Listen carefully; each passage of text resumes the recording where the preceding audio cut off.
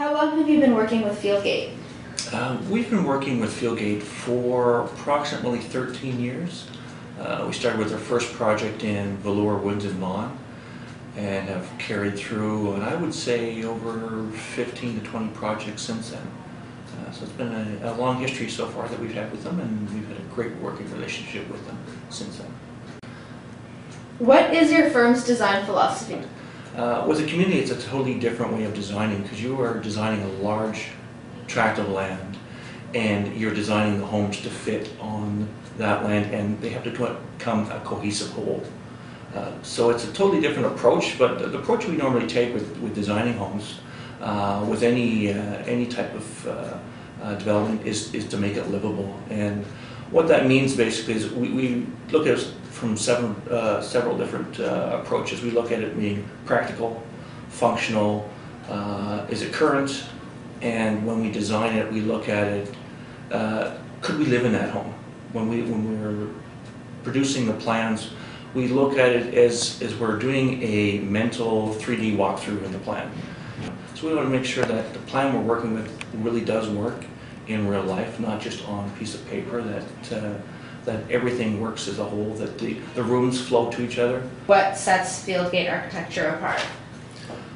Fieldgate is one of the few clients that we spend a lot of time with prior to construction of a home, and spend a lot of time looking at how we detail everything within the home, from how we structure the home, how we lay out their floors, how we lay out their beams, how we lay out plumbing, heating, so the home is, in the end, the most well-built home we can have. They're not factory built, they're site built, so every home has a slight difference to the next. There are construction issues that you have to deal with on site that you wouldn't deal with if you were building a factory home. So we spend a lot of time looking at the small details.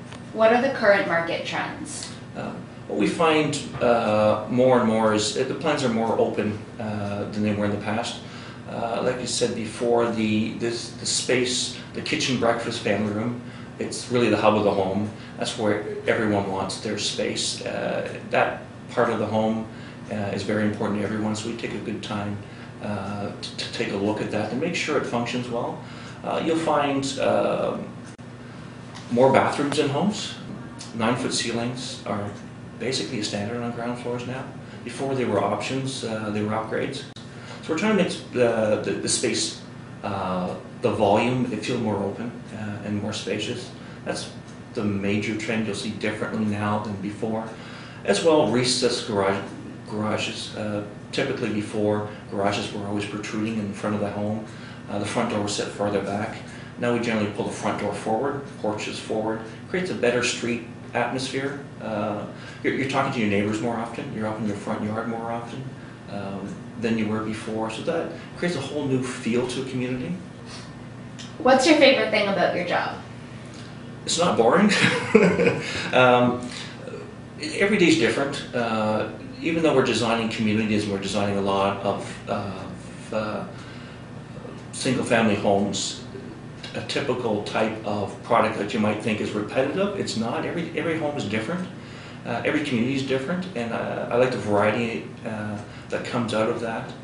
And at the end of the community, to go through it and drive through it and see it built. There's something tangible there that you can see in the end, that there are people living there, their families making a home, and it makes a difference. It's something you can see, and that's I think the best part of what I do is actually to drive through and see it built.